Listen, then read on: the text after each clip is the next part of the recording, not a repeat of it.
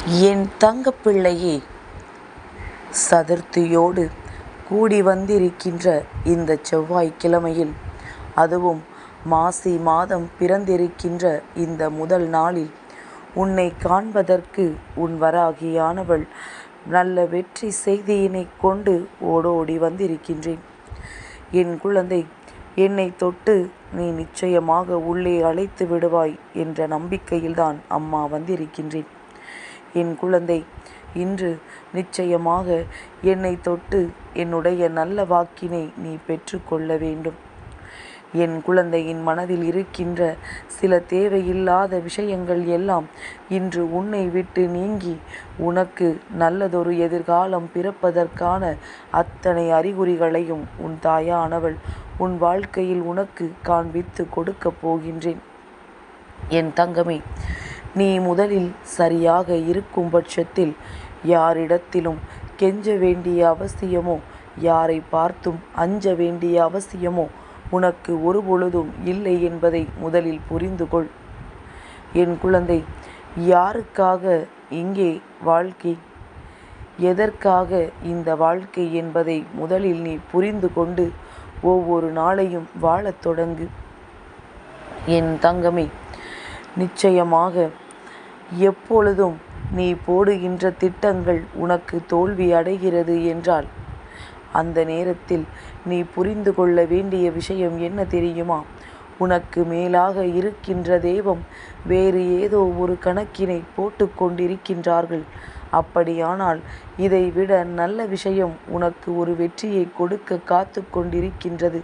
இந்த தோல்வியை நினைத்து வருந்தாமல் அந்த வெற்றியை நினைத்து நம்முடைய பாதையை நோக்கி நகர வேண்டும் என்ற எண்ணம் மட்டும் உனக்குள் இருந்து விட்டால் போதும்.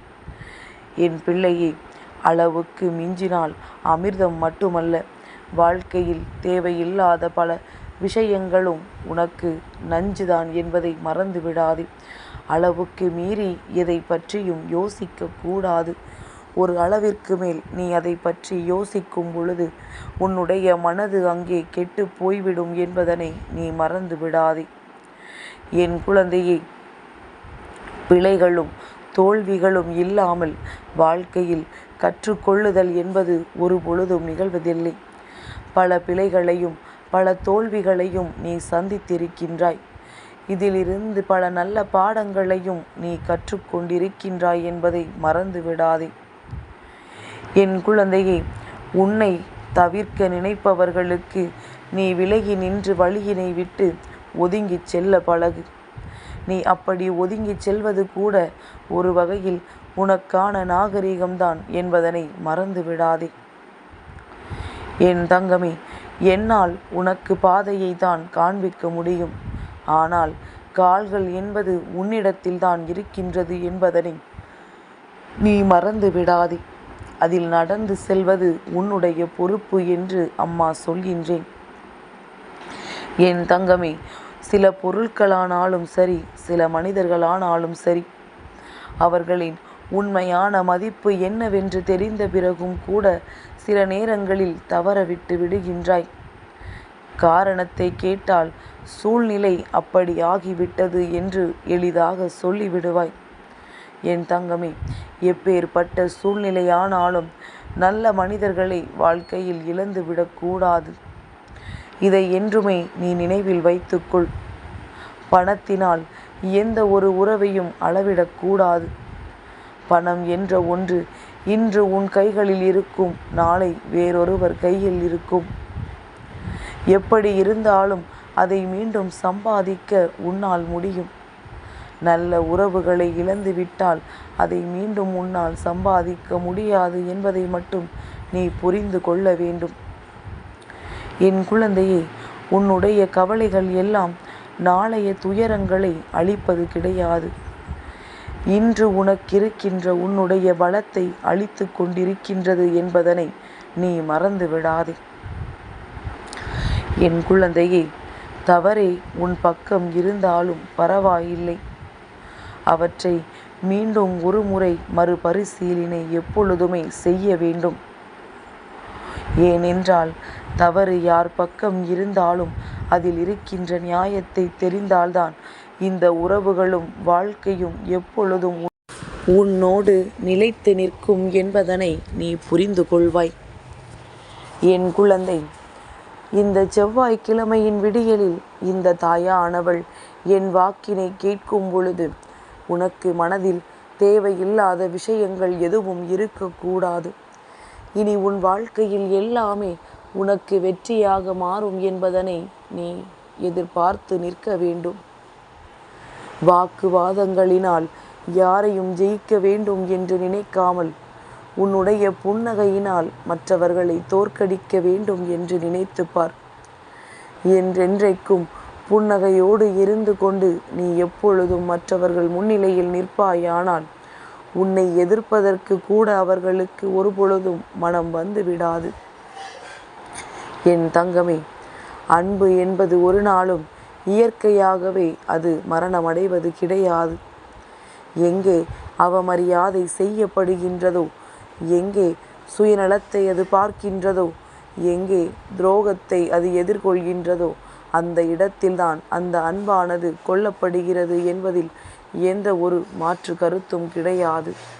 நான் உண்மையான அன்பு வைத்தேன், என் மீது யாரும் அன்பு காட்டவில்லை என்று நினைப்பதற்கு பதிலாக இது போன்ற விஷயங்களை எல்லாம் யாருக்கு செய்திருக்கின்றோம் என்று நீ ஒரு முறை சிந்தித்து பார்த்தால் போதும். என் தங்கமே, மற்றவர்கள் குற்றங்களை மன்னிக்கக்கூடிய குணமானது குற்றமே இல்லாத சில நல்லவர்களிடத்தில் மட்டும்தான் இருக்கும். உனக்கும் அந்த குணம் இருக்கின்றது. அதனால் உன் முன்னால் மற்றவர்கள் செய்கின்ற குற்றங்களை திருத்தி நீ அவர்களை மன்னித்து நல்ல வாழ்க்கையை அவர்களுக்கு கொடுக்க எப்பொழுதுமே முயற்சி செய்ய வேண்டும். என் தங்கமே, யாருக்கு தற்பெருமை இல்லாமல் அந்த தற்பெருமை அவர்களை விட்டு இறங்கி செல்கின்றதோ அந்த நேரத்தில் அவர்களினுடைய கௌரவம் தானாகவே உயர்ந்துவிடும்.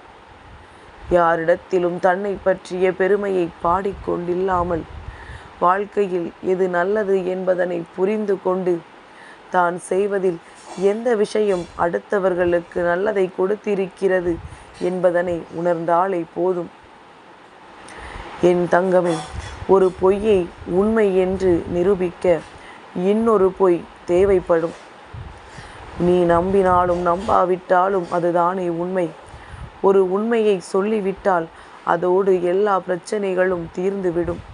ஆனால் அதே நேரத்தில் பொய்யை சொல்லி மேலும் மேலும் வளர்த்து கொண்டு வாழ்க்கையில் உண்மையே இல்லாமல் ஒரு நாளும் வாழக்கூடாது.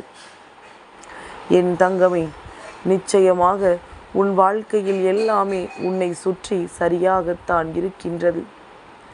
நீ எதை தவறு என்று நினைக்கின்றாயோ அதற்கு நடந்ததற்கான காரணம் உன்னுடைய எதிர்பார்ப்பில் இருந்த அந்த புரிதல்தான்.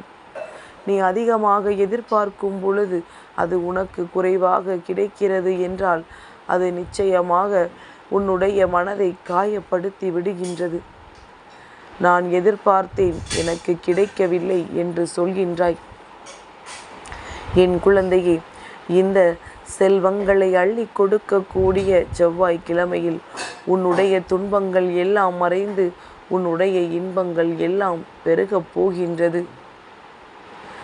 என் தங்கமே, நிச்சயமாக ஒரே ஒரு விஷயத்தை இன்று நீ புரிந்து கொள்ள வேண்டும். உன்னை பிடித்தவர்கள் பலர் இருக்கலாம், உன்னை பிடிக்காதவர்கள் பலர் இருக்கலாம். ஆனால் இது எப்படி இருந்தாலும் பரவாயில்லை.